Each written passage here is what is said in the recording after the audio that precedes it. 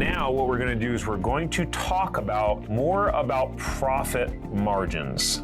Okay, so why is profit margins important? Well, because any time that I've made content and videos around average sales of franchises, the number one thing that people just start tearing it up in the comments is, sales don't matter. Profit is the only thing that matters. And I'm going to tell you why that is true and not true through this example. And it's a little bit of a trick question. So let's see if you're thinking ahead here. Okay, so here's another scenario. Would you pick business number one or business number two? Business number one does 1 million in sales, 100K in net. Business number two, 1 million in sales, but 150K of net profit is what it shows on the profit and loss statement, right? So we're imagining that on our profit and loss statement that we have our bookkeeper create, because all real entrepreneurs have bookkeepers that create monthly profit and loss statements for them, and they look at it to be able to determine what decisions they need to make for their business. If you don't have a profit and loss statement for your business, it's like trying to drive without a speedometer, right? It's like a pilot trying to fly a plane without gauges. You need to know your numbers in your business. But it's okay, we're looking at the profit and loss, shows $100,000 in profit, $150,000 in profit. Which one do you choose? Easy, right? I am 100% choosing the business that shows $150,000 in profit, right? Well, let's dig into this a little bit more. And this is why when people ask me about profit is very deceptive, okay? So as an example, in this business, it shows $150,000 on the profit and loss, right? But guess what? The owner is on payroll. They show up then, their expense of their, let's say they pay themselves a $60,000 salary, but that salary is listed as an expense on the P&L. So if you just start adding that back in, they're what's called SDE, which stands for Seller Discretionary Earnings, which is the total financial benefit that the owner is receiving from their business. They're already at 160. They're higher. But all of our keyboard warriors that are experts in business, they're saying, Tariq, profit is the only thing that matters. Okay, profit is the only thing that matters. I get it. So they're already making 160. And then let's say they also spent $10,000 because they went to go to a franchise conference for 2 days, but it cost them 10 grand because they brought all of their family with them. They stayed an extra 3 or 4 days and they paid for it all through the business. That is a financial benefit that the owner now gets. So now we're at $170,000. And then also turns out that they run their car payments now through their business because the majority amount of driving that they do is for their business, and the business owns the vehicle. And again, make sure it's all kosher with the IRS and the way that you track and all that stuff. But their car is under their business, $500 a month. That's $6,000 for the year. So this is now $176,000 in financial benefit, but you chose this one because it showed $150,000 in profit on the bottom line. Most business owners, their goal is not to show as much profit on their profit and loss statement as possible. Most business owners want to show just enough profit on their profit and loss so that they can still,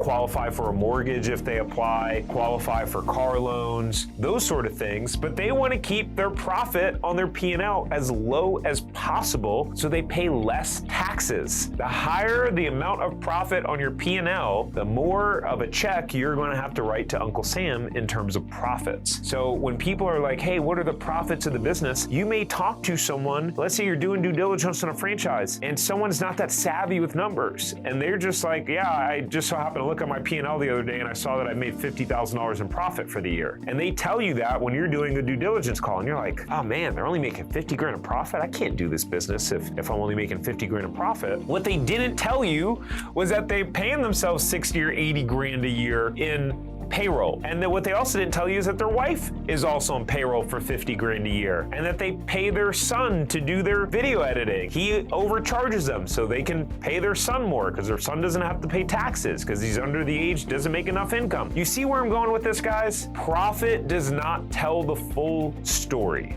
Hey, so should you buy a franchise? Is it worth the risk, and can you really make the money that you want to make with it? You've probably asked yourself this question a few times before over the years. How do you answer it with confidence and certainty? That's exactly what our Franchise Buyers Academy answers. The only way to know if you should buy franchise and if you can make the money you want is by getting a behind-the-scenes look. Instead of wasting hours of your time scouring the internet and the top franchise list, come get a behind-the-scenes look on everything you need to know before buying a franchise. All the terms you need to know, the best strategies to make money with franchises, comparing franchises with other business opportunities, the 15 mistakes you need to avoid when buying a franchise, a sneak peek into specific franchises and how much money they are making in sales and profits, as well as a franchise matching assessment to understand which type of franchises you are best hardwired for in your DNA, your personality. And we also map out exactly how to scale into multiple locations and fund it, and then how to eventually sell your business for a lot of money, and there's more. So you can get access to our Franchise Buyers Academy at franchiseempire.com/FBA. I'll see you there. So what you want to understand is the total financial benefit, right? So instead of profit, you want to know total financial benefit. The other concept that you need to know before profit margin is the time invested. Time invested is super important. Looking at this, you go, okay, cool, I'll take this one. This guy's doing, or gal, is doing 176 on $1 million in sales. This one's doing 150. I'll take 176 all day. Will you? Let me ask you a question. Let's say you found out that business owner number one is working 60 hours a week on average in their business, and they do almost everything. So maybe they have 1 or 2 employees, but their business relies on them. Every single thing runs through them. They have to make every decision in the business. They do the sales, they do the fulfillment, and so they're working 60 hours a week. But then this business owner, you find out they're working 35 hours a week in their business. They have a team of 8 people, and the business owner recently went on vacation, and their business still ran at, let's say, 80% of its potential without the owner there. Now, which business do you take? Do you take the business that is profiting more and has the most amount of financial benefit for the owner, but they're working 60 hours a week? Or do you take the one that's working 35 hours a week? Pretty obvious question,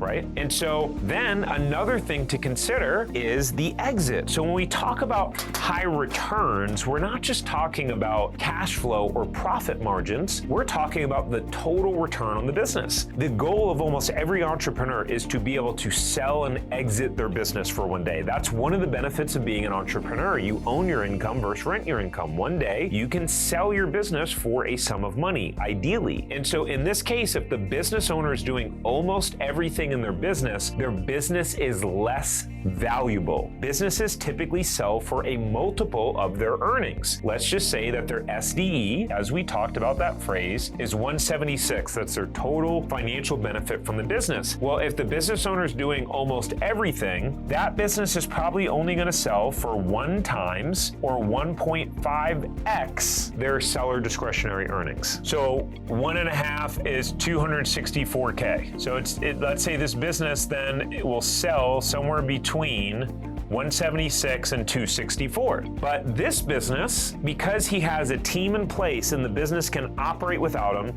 it can produce sales without the business owner, and those sales can be fulfilled, meaning the service can occur without the business owner, then this business is worth 3x, maybe even 4x. It's typically actually going to be somewhere between 2 to 4. So let's just say 3x. That means that business is worth $450,000 if that owner would go and sell it.